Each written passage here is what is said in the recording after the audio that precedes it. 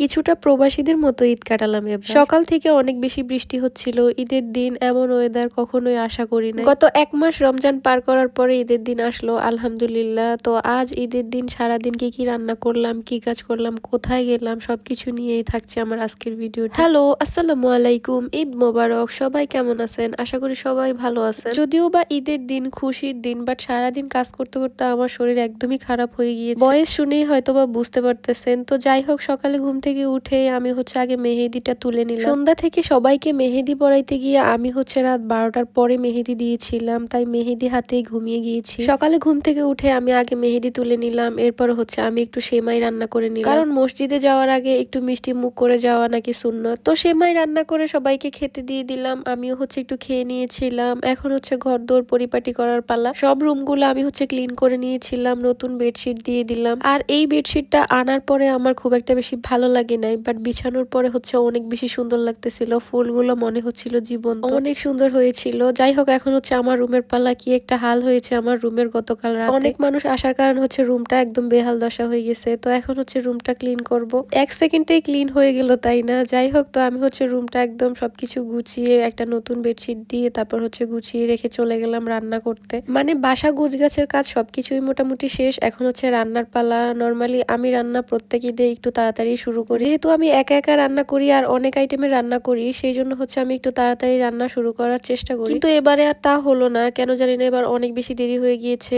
আমি হচ্ছে ৯টার দিকে রান্না বসাইছি, আর রান্না শেষ করতে করতে আমার প্রায় দুপুর ১টা বেজে গিয়েছিল। ঈদের সকালটা বলতে গেলে ঈদের অর্ধেকটা দিনই আমি হচ্ছে কাজ করতে করতে শেষ, মানে রান্না করতে করতে। তো যাই হোক, আমি হচ্ছে সবকিছু জোগাড়যন্ত্র করে রেডি করে নিয়েছিলাম, সেই জন্য হচ্ছে দেরি হয়ে গিয়েছিল। এখানে হচ্ছে আমি আরেকটা সেমাই রান্না করে নিচ্ছিলাম। ২ রকমের সেমাই রান্না করব, এরপর হচ্ছে একটু নুডলস রান্না করব, একটু গরুর কলিজা ভিজিয়েছিলাম, গরুর কলিজা রান্না করব। করতে করতে অনেক আইটেমের রান্না হয়ে গিয়েছিল। এখানে আমি একটু আলু কেটে নিয়েছিলাম একটু নুডলসের সাথে দিব, তাই একদমই সিঙ্গেল নুডলস খেতে আমার একদমই ভালো লাগে না, একটু আলু অ্যাড করলে ভালো লাগে খেতে। তো আমি হচ্ছে নুডলস গুলো আগে একটু সিদ্ধ করে নিয়েছিলাম। আমি রান্না করতে করতে হচ্ছে আশেপাশের সব ভাবিদের রান্না শেষ হয়ে গিয়েছিল, সবাই রেডি হয়ে চলে আসছে, আর আমার রান্না এখনো কমপ্লিট হয় না। এত বেশি তাড়াহুড়া করতেছিলাম, তাও অনেক বেশি দেরি হয়ে গিয়েছিল। ভাবছিলাম বাইরে গিয়ে রান্না করব, বাসায় যেহেতু এক চুলা, দেরি তো হবেই। তো ভাবলাম যে বাইরে তো ২ চুলা আছে, রান্না করলে একটু তাড়াতাড়ি হয়ে যাবে। যেই বাইরে যেতে নিছিলাম, এত পরিমাণে বৃষ্টি শুরু হয়েছে যে আমি বাইরে রান্নাই করতে পারি নাই। তো হচ্ছে বাসায় রান্না করতে হয়েছে,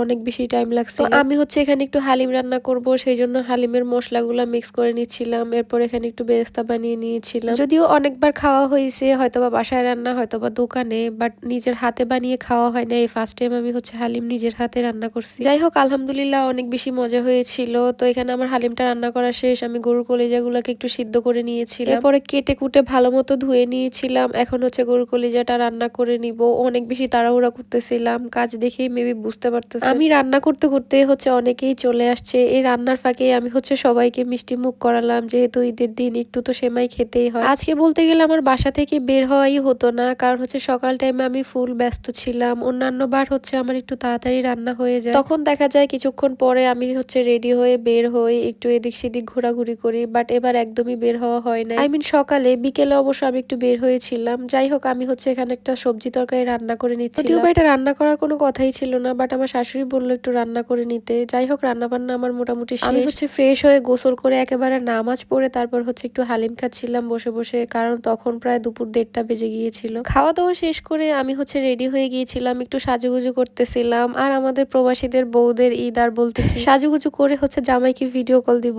এটাই হচ্ছে আমাদের ঈদ। তো আমি হচ্ছে সাজুগুজু করে বসে বসে জামাইয়ের জন্য ওয়েট করতেছিলাম কখন হচ্ছে ভিডিও কল দিব, আর কিছু ছবি তুলতেছিলাম। তো আপনকে অনেকবারই বলছিলাম যে আমাকে কিছু ছবি তুলে দেওয়ার জন্য, বাট ওর তো সময়ই হয় না, খুবই ব্যস্ত মানুষ। আজকে ঈদের দিন বলে কথা। এখানে আবার সুমাইয়া চলে আসছিল বিকেল বেলা আমাকে নিয়ে যাওয়ার জন্য, যদিও আগে থেকেই বলে রাখছিল যে আমি হচ্ছে ওদের বাড়িতে যেতে হবে ঈদের দিন, অনেকবারই বলছিল। যাই হোক, আমার শরীরটা একদমই চলতেছিল না, তারপরও হচ্ছে একটু গিয়েছিলাম ওদের বাড়ি থেকে, কিছুক্ষণ ঘুরে আসলাম। বাসায় বসে হচ্ছে বোরিং হচ্ছিলাম একা একা, তো ভাবলাম যে একটু ঘুরে আসি। তো ওদের বাড়িতে গিয়েছিলাম, ও নিজে এসে তারপর হচ্ছে আমাকে নিয়ে গিয়েছিল। তো ওদের বাড়িতে যাওয়ার পরে হচ্ছে টুকটাক নাস্তা করলাম, এরপর হচ্ছে ও আবার একটা কেক বানিয়েছিল, ওইটা হচ্ছে কাটতেছিল, সবাইকে দিচ্ছিল। সবাই মিলে কেক খেয়ে নিলাম, কিছুক্ষণ গল্প করলাম, প্রায় অনেকটা সময় হচ্ছে ওদের বাসায় ছিলাম। তো এরপর হচ্ছে কিছুক্ষণ থেকে আমরা আবার চলে আসতেছিলাম, কারণ হচ্ছে অনেকটাই সন্ধ্যা হয়ে গিয়েছিল তখন। কেন জানি না আজকে আবার প্রচুর পরিমাণে ঠান্ডা লাগছিল। আমি হচ্ছে নিজের ভয়েস নিজেই চিনতে পারতেছি না। রাতে হচ্ছে খাবার খেয়ে নিয়েছিলাম, অনেক বেশি টায়ার্ড লাগতেছিল। আজকে রাতে খুব তাড়াতাড়ি হচ্ছে আমি ঘুমিয়ে গিয়েছিলাম। আজকে আমার ভিডিওটা এই পর্যন্তই। ভিডিওটা কেমন হলো সবাই কমেন্ট করে জানাবেন। তো সবাইকে ঈদ মোবারক, আসসালামু আলাইকুম, আল্লাহ হাফেজ।